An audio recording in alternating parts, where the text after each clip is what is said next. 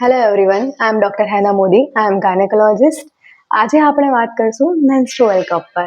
Menstrual કપને લઈને ઘણા બધાની બહુ બધી સમસ્યા હોય છે કે મેન્સ્ટ્રુઅલ કપ કેવી રીતે યુઝ કરવો, મેન્સ્ટ્રુઅલ કપ યુઝ કરી શકાય કે નહીં, એ સેફ છે કે નહીં, એ પેઇનફુલ છે કે નહીં. તો આજે આપણે મેન્સ્ટ્રુઅલ કપ પર ચર્ચા કરીશું. તો સૌથી પહેલાં મેન્સ્ટ્રુઅલ કપ તમે યુઝ કરો એના પહેલાં 4 વસ્તુ ખાસ ફોલો કરવાની છે કે મેન્સ્ટ્રુઅલ કપ એક સ્ટરાઇલ હોવો જોઈએ. તો એને સ્ટરાઇલ રાખવા માટે તમારે દરેક મેન્સ્ટ્રુઅલ કપ યુઝ કરતા પહેલાં એને બોઇલિંગ વોટર એમાં તમારે આને સ્ટરાઇલ કરવાનો છે. તો એક તમે કોઈ પણ વાસણ લઈ શકો છો, એમાં બોઇલિંગ વોટર હશે, એને મેન્સ્ટ્રુઅલ કપને 4 to 5 મિનિટ સુધી રાખવાનો છે અને પછી જ તમે એક નોર્મલ ટેમ્પરેચર થાય એટલે મેન્સ્ટ્રુઅલ કપને તમારી વજાઇનામાં ઇન્સર્ટ કરી શકો છો. તો ફર્સ્ટલી તમે આને સ્ટરાઇલ કરશો, પછી તમારા હેન્ડ વોશ પ્રોપર હોવા જ જોઈએ કે જેથી ઇન્ફેક્શનના ચાન્સીસ બિલકુલ ના રહે. થર્ડ વન, યોગ્ય સાઇઝનો મેન્સ્ટ્રુઅલ કપ યુઝ કરવાનો છે. તમારી ઉંમર હિસાબે તમારી આગળ નોર્મલ ડિલિવરી થાય છે કે નહીં એના અકોર્ડિંગ મેઝરમેન્ટ હોય છે કે આ સાઇઝનો મેન્સ્ટ્રુઅલ કપ યુઝ કરી શકાય. ફોર્થ વન, મેન્સ્ટ્રુઅલ કપ જ્યારે મેન્સીસ આવે ત્યારે જ યુઝ કરવાનો છે, એ સિવાય યુઝ કરવાનો નથી. તો આને કેવી રીતે યુઝ કરવું? તમે આને ઇન્સર્ટ કરવા માટે કોઈ બી પહેલાં જ્યારે બી તમે રેડી હોય ત્યારે કમ્ફર્ટેબલ પોઝિશન પહેલાં લેવાની છે. એ ચાહે સ્ક્વાટિંગ પોઝિશન હોઈ શકે છે, યા તો તમે એક પગ તમારો ટોયલેટ સીટ પર રાખી શકો છો અને કમ્ફર્ટેબલ થઈને મેન્સ્ટ્રુઅલ કપ ઇન્સર્ટ કરી શકો છો.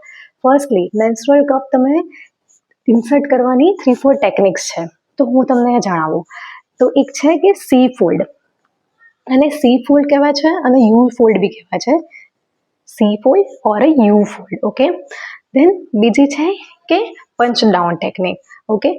તો સૌથી ઇઝીએસ્ટ ટેકનિક છે આ પંચ ડાઉન ટેકનિક.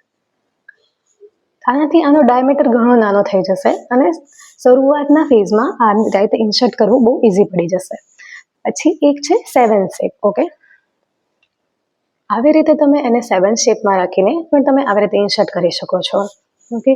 હવે તમે આ જ્યારે અંદર ઇન્સર્ટ કરો છો પછી એ વેક્યુમના કારણે અંદર જઈને ખુલી જશે, જેથી સીલ થઈ જશે અને આ ક્યારેય નીકળવાનો નથી. તમે ડાન્સ કરશો, સ્વિમિંગ કરશો, તમે ગમે તેટલું કૂદશો, ઇઝીલી આ અંદર રહેવાનું છે કે ના આમાંથી લીકેજનો ડર છે, બિલકુલ ઇસ્યુ થવાનો નથી આનાથી. જ્યારે આને નીકાળવું હશે ત્યારે આના લીધે જે વેક્યુમ ક્રિએટ થયો છે એ તમારે બ્રેક કરવો પડશે. તો એ વેક્યુમ બ્રેક કરવા માટે તમારે આ જગ્યાએ જે છે એને પિંચ કરવાનું છે અને પછી ધીમે રહીને નીકાળી દેવાનું છે.